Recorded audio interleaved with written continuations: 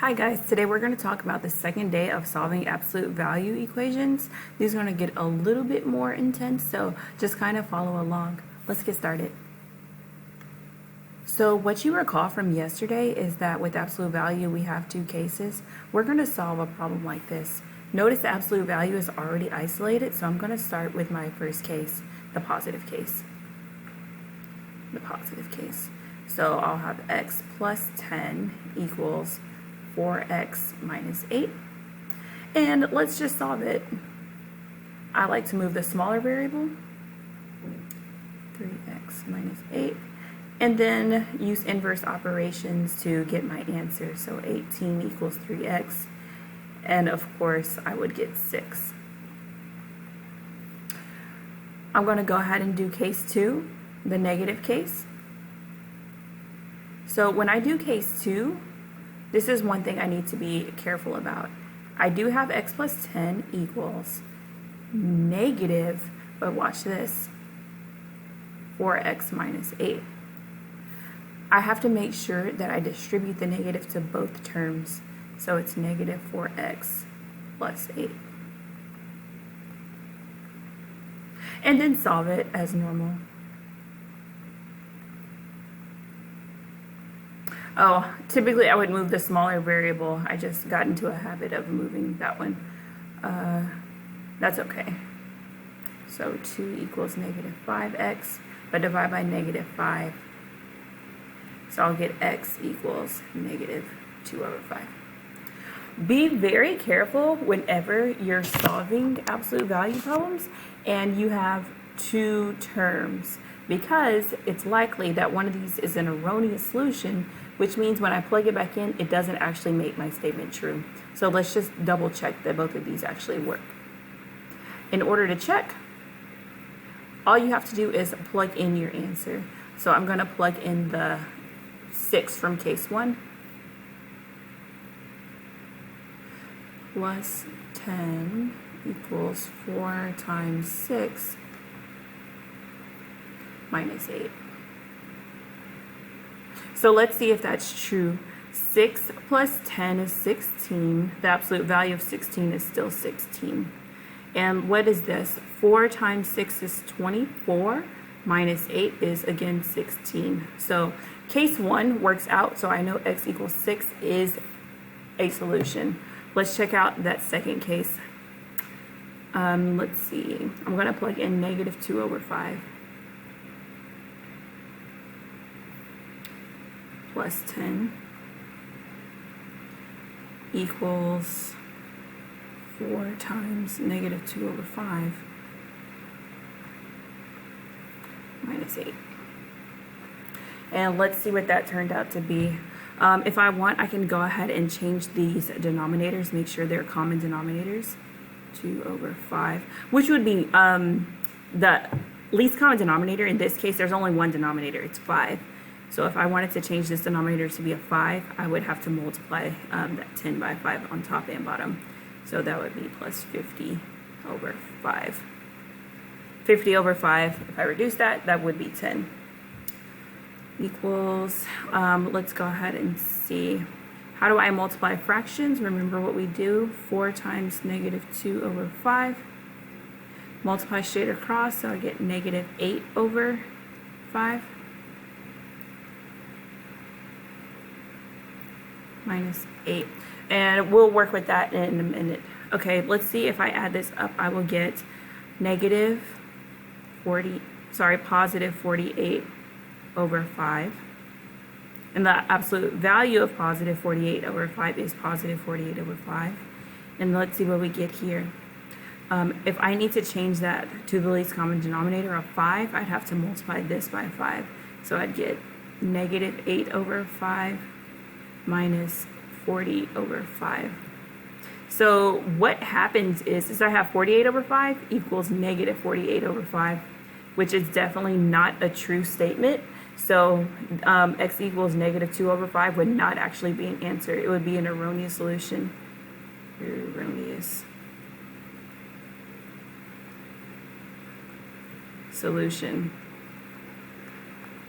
So the only answer would be, in fact, x equals 6. Let's look at this next problem here. First step when solving absolute value is I do want to isolate the absolute value bracket. So let's go ahead and do that and see what happens. Add 2x to both sides. 3 times the absolute value of 2x plus 2 equals 3x plus 3.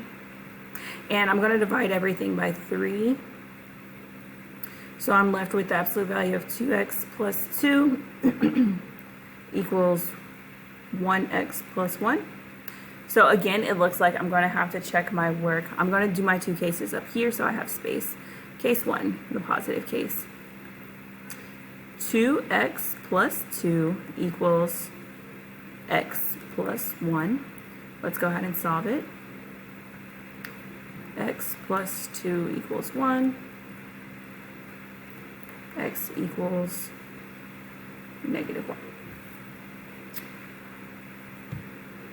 And then let's do case 2. 2x plus 2 equals negative x plus 1, or negative x minus 1 when I distribute that out.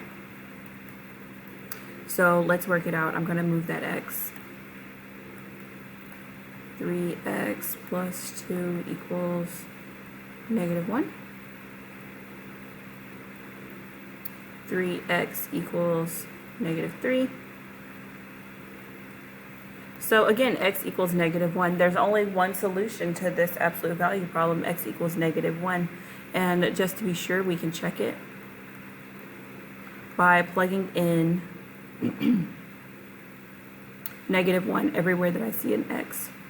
2 times negative 1 plus 2 minus 2 times negative 1 equals negative 1 plus 3. If you notice, every time I plug something in, I use parentheses. I'm expecting you to do that as well. Order of operations, just make sure that I do this in the order it should be done. Let's go ahead and do the inside the absolute value first. 2 times negative 1 is negative 2, plus 2 is 0. Let's see, negative 2 times negative 1, that's plus 2, equals 2 on this side. Negative 1 plus 3 is 2. 3 times 0, well, that's 0. 2 equals 2. So this answer is correct. It will work for us. I do believe this is the last problem that I have for you guys.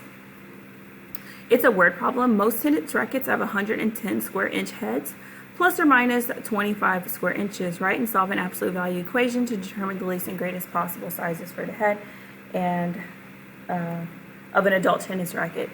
So honestly, this type of problem you could probably figure out just by thinking about it. Take 110, add 25, take 110 and subtract 25, and then you would be able to figure out your two answers. But the fact that it's asking you to write an absolute value equation would give you a little bit more time to kind of figure out what the setup would look like.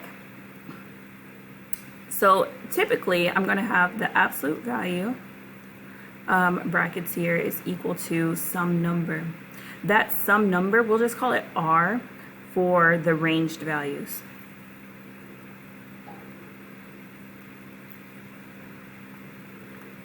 By ranged value, what I mean is it's saying plus or minus 25. That's a range of 25 in either direction. So I would put that R there.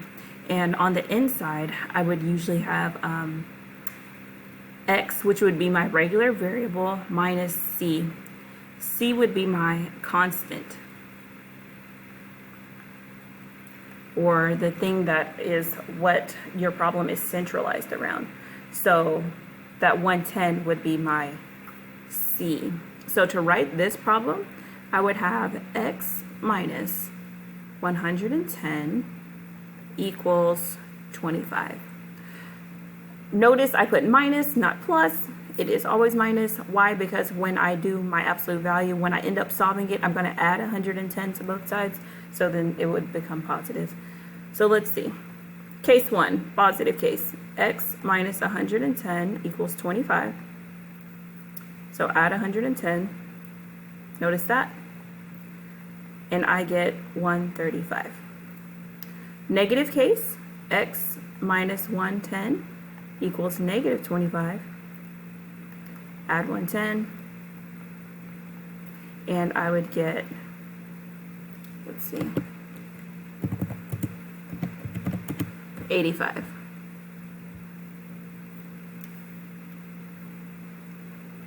So yes, we could have figured that out just by kind of using our common knowledge, but the fact that it asks us to write an absolute value equation, that's how you would do that. All right, have a good day.